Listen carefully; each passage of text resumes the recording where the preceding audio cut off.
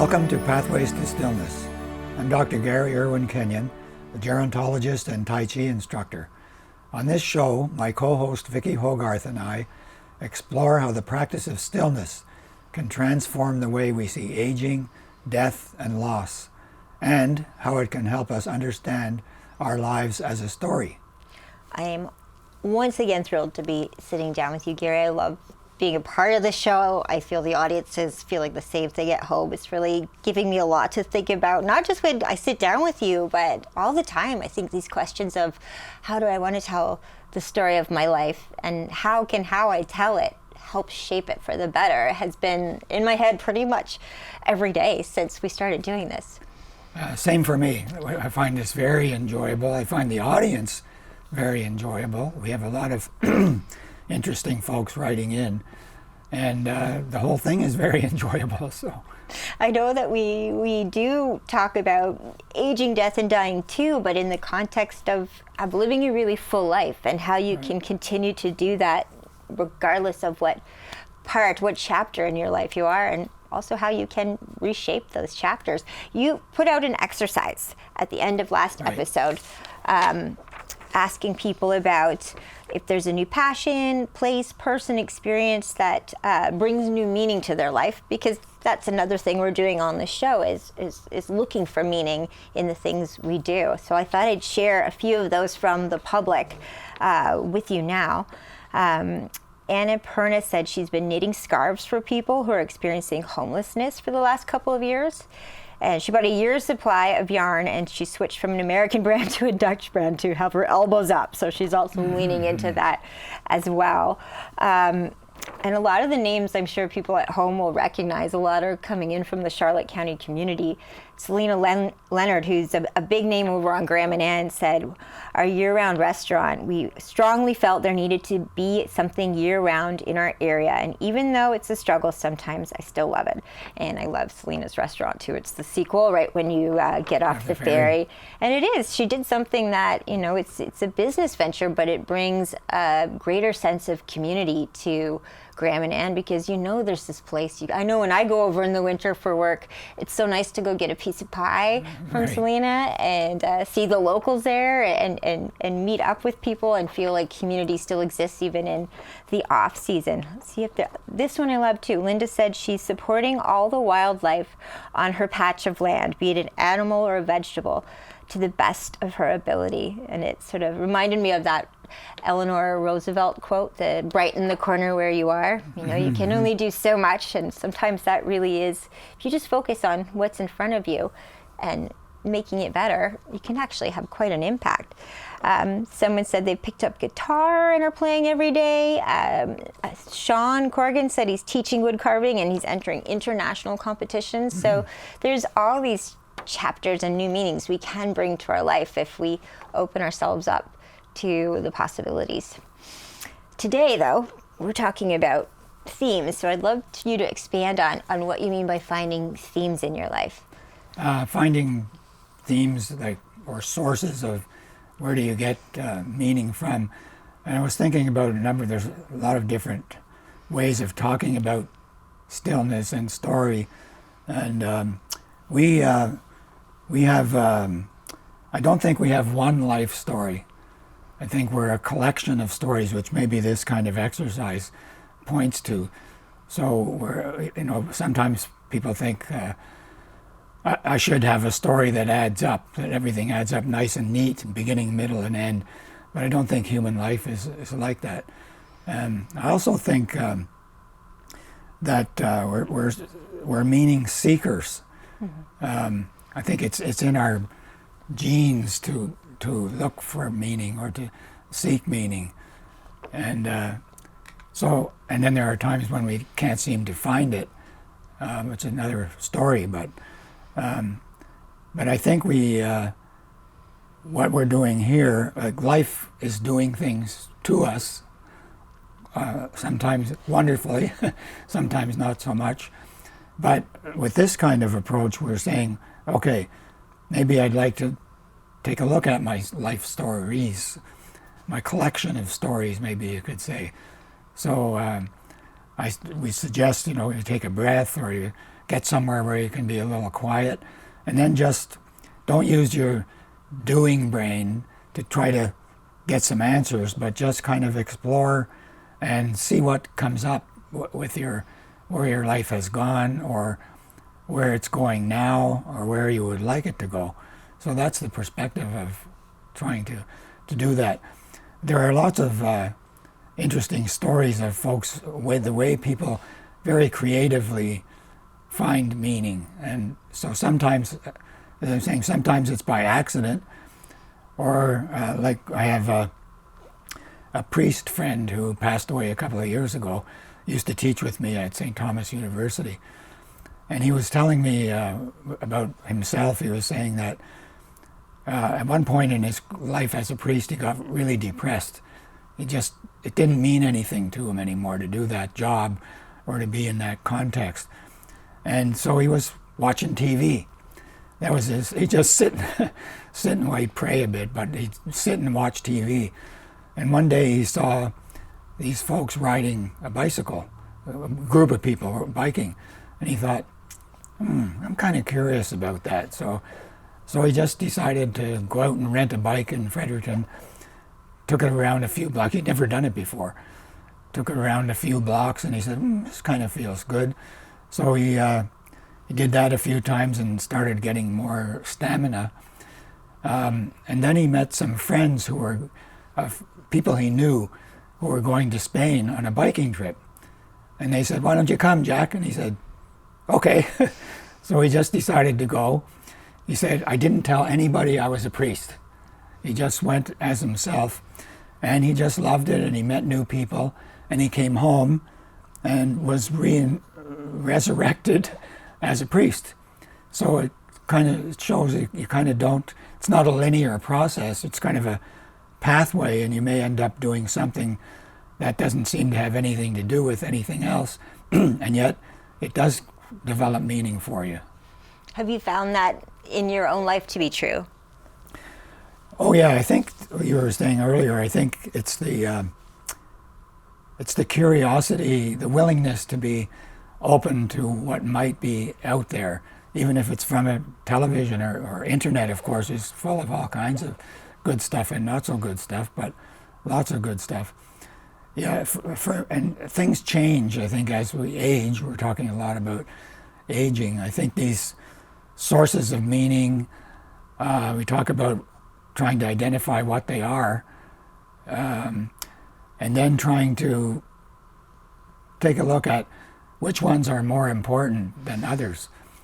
So for me, I believe in rebirth, so whether or not others believe in that.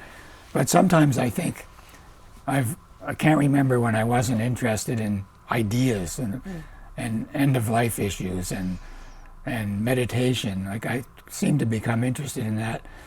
Even as an altar boy, I was 10 or, I forget what the age is for that, 10 or 12 years old. And I remember I'd go to serve Mass at 6:30 in the morning before going to school. And there was something about that setting. It was so silent and so peaceful. And I even had sort of really feelings that I've had in meditation later in life. I can go back to that origin. So anyway, whether it's rebirth or not, there are certain sources of meaning that I've had for a very long time. So that would be at the top, but there are two first places. The other one's my family. So those are not choices I want to have to make. Those are two very important sources of meaning. And then there are others like connecting with people. Developed a very strong, that's where I get a lot of my meaning, by just connecting, whether it's in the grocery store or on the street, just having an eye-to-eye contact. It could be for 30 seconds or a minute, and just making that connection with somebody kind of can make your day, and especially if someone's not doing so well, it can make their day a lot. So that's another source. These are long time sources of meaning. Then one that happened about maybe 10 years ago now, a few years before I retired, I've always been interested in coffee.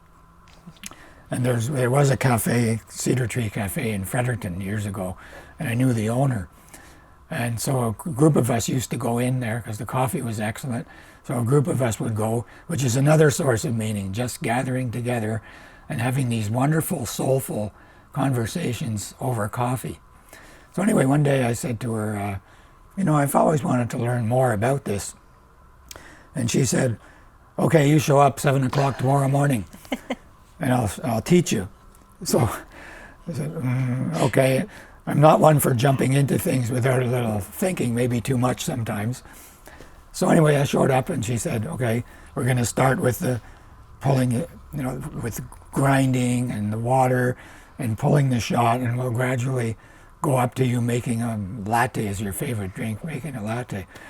So I came in once a week, 7 o'clock in the morning for 2 or 3 hours. And I sort of worked there. I washed dishes. I did whatever needed to be done while she was teaching me. And so I got to really enjoy that, and I still enjoy it. But a couple of my students came in. One came in and said, oh, Dr. Kenyon, did you lose your job? No. And one of my colleagues came in too, and he said, what are you doing here? So that turns out to be I write about this in my book too, that this is, call it a refuge, a place or a person or a setting, as someone wrote in about, an example of that gives you peace and hopefully some stillness and quiet, and it's very meaningful. There's a close connection, I think, with what's meaningful and what is stillness. But I guess one of the stillness itself can have meaning, even though stillness is not a thing, as it's paradoxical, right? It's what lays within or behind everything. So that itself, for people who people start to come to look at that as a source of meaning in itself, a practice, some sort of a practice. I'm trying to get better at it, I think. When I try to turn the brain off that races through thoughts, when I can just sit and meditate and take it all in. That's probably my biggest struggle dealing with stillness, is how to turn off the thoughts, all the fears that kind of seep in as soon as I have some quiet time. It's a harder practice than I think maybe for some people, but that's why I love having you here to help us get through it. Yeah, well, they say talking about it is like a reminder that it's something there, but there can't be any, you can't make it happen. So it's kind of allowing whatever you are able to do, like we've discussed other kinds of stillness experiences or practices with your dog, for example. Mm-hmm. That is one. So, whether you get to the point where you can sit quietly and do nothing, well, that just depends. We're not all built the same, and my wife Liz is certainly not. She can't sit quietly and do nothing. She has to be out walking on the beach, or her artwork, or she teaches Tai Chi too. So those are the things. But she can't. Like I've just, for whatever reason, I'm able to sit there for quite a long time, and maybe I'm wasting my time. But I found that for me, it's when I look at themes in my life, and I love this exercise because it does ask you to think about, okay, what is most important to you? And for me, family and friends, I hold them in the same esteem. My friends are like my family are like my friends. So I kind of consider them all together. And then I had career aspirations, and they have changed. I always wanted to be a storyteller, so I'm lucky in the sense that I've been nimble in terms of, the industry's changed. When I started in magazines, they started dying, and then you get into video. Now we're buying a newspaper and running it here too. But those worlds finally merged, where I always felt my career aspirations were taking me to other places, and my family was all here. My friends now are all everywhere, but I make an effort to go see them. So I had when I brought those two things together, I realized they were the most important themes, because a sense of peace came over to me to be able to have those career goals in the same place as I had family and friends, and then love of community just kind of blossomed from those two things in a way that I wasn't prepared for how profound it would be. And in that, I find my closest I get to, I guess, stillness is feeling that I've finally figured out purpose in a way that doesn't compromise one or the other. Yeah. So and getting that warm feeling about what you're doing is probably from another Buddhist teacher I like. He says you kind of get to the point where you feel like there's nothing to do and nowhere to go. Like you get that warm feeling of where you are right now. Well, that's pretty good. And you reminded me of course, a big source of meaning for me is career, and things change as I get older. So I retired from full-time teaching 4 years ago, and kind of didn't know what I was doing for the next couple of years. Really, I had some disorientation, some anxiety, some just different feelings about things, and didn't know where I was doing. And then, but I couldn't force anything to happen. Didn't want to go back to full-time teaching. I knew that. So I just let things happen for a while, and that's evolved now, taking this book, which I wrote later in my career, taking this book and sharing it with those who might be interested. So I do the seated Tai Chi program, or things out of the book with nursing homes. Tomorrow I'm going to Fredericton to the Veterans Unit at the hospital and talking to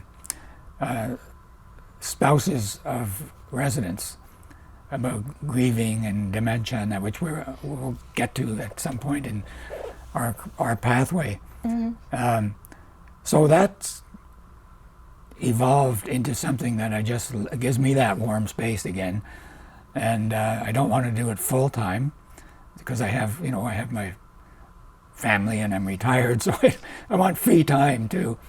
But it's evolved now into something that, it's evolved into this show, which is absolutely wonderful. I mean, I think that's so inspiring to show people at home too, that I think retirement too, it's so many people look forward to it, but then the reality can be so different. I know that my father went through it a bit. I mean, he's working again. He's a golf pro, and when he retired, it really, I think, impacted his sense of purpose. Mm-hmm. But ultimately what he did was he really focused on being super healthy and practicing golf, and he did it on his own terms now, where he teaches golf when he wants to.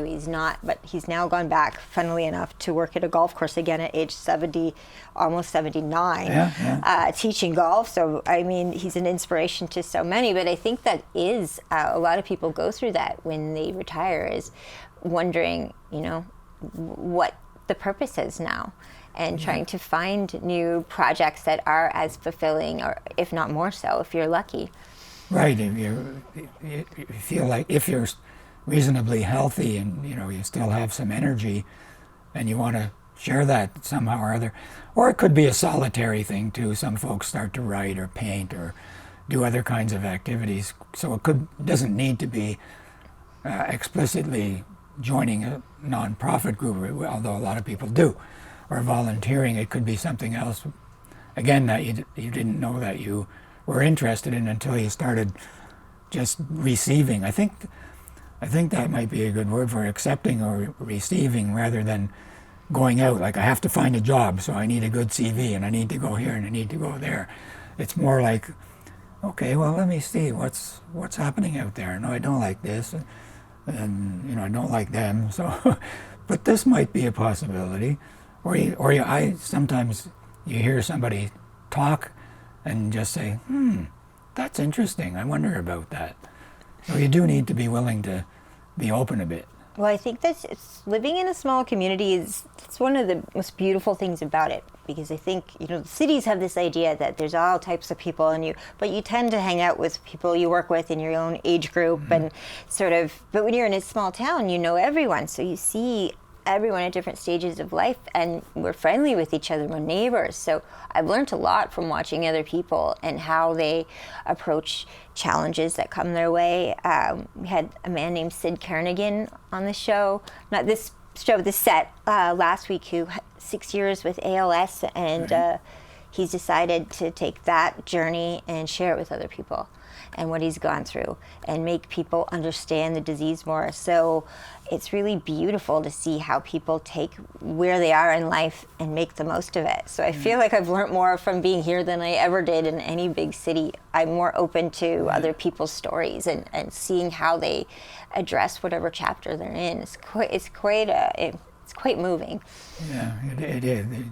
People are very courageous to suffer well, to really try to suffer well.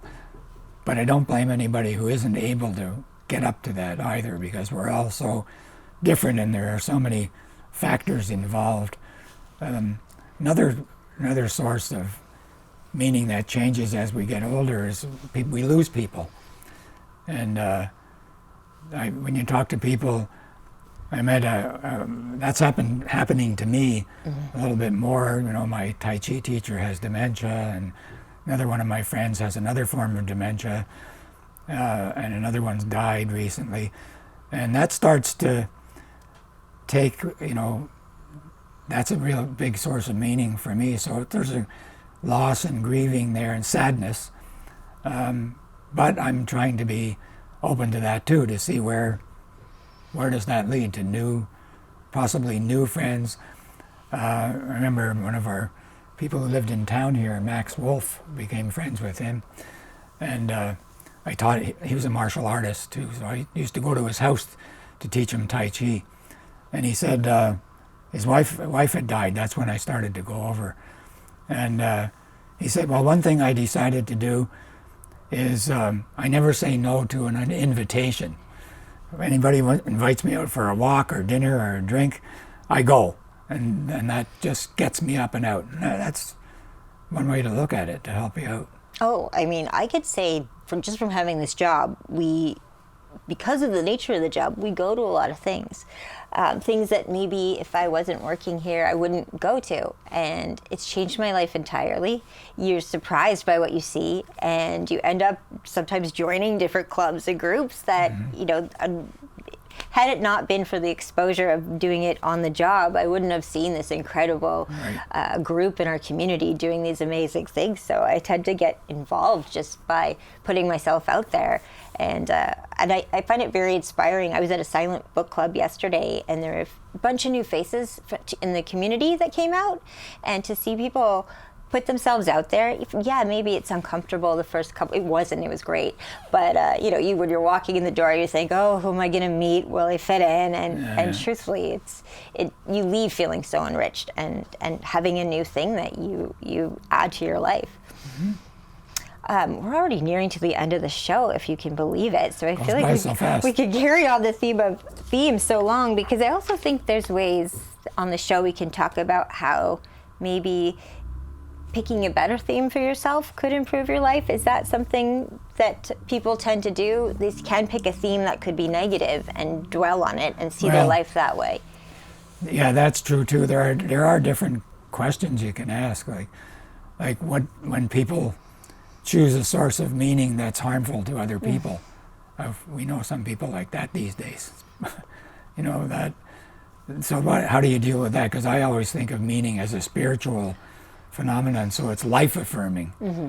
But other folks do choose things that are maybe not so much. Yep. As we get to the end of the show, should we end with an exercise, Sure. a Tai Chi, and carry on? The next episode, what will we be delving into? More on life history and finding theme? Yeah, I think maybe we could do something a little more. We talked about narrative gerontology, which I could give a quick overview again, and then maybe talk a bit about narrative care, which is the practical side of narrative gerontology.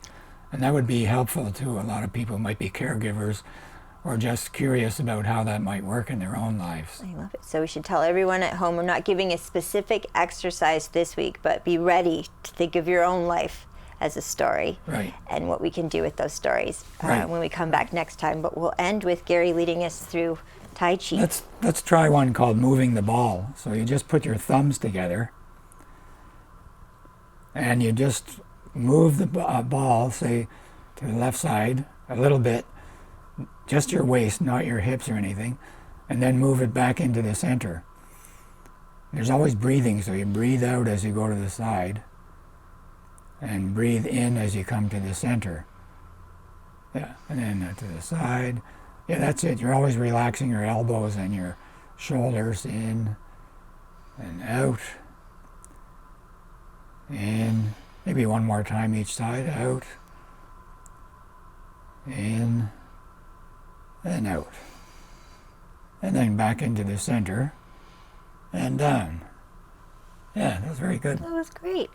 Well, I can't tell you, Gary, how much I love being a part of this show and how much it's already done for me. It really is a beautiful way to put things in perspective. And I don't know, maybe a lot of us, it's an uncertain time in the world right now, but I think we can all start with ourselves and treat ourselves better. So that's Gary's book, Pathways to Stillness. Remind everyone again, Gary, where they can pick it up. It's a great tool to have at home while you're following this show, because the chapters, each chapter has amazing exercises and information. So Yeah, a number of people say, short chapters, you make a point, and then we move on. It's available at Amazon, Indigo, in town here, Sunbury Shores, McGuire's. And there's an audiobook version of it too on Audible. Well, and if everyone wants it, if you want a signed copy, just let us know. You can write us at stillness@chco.tv.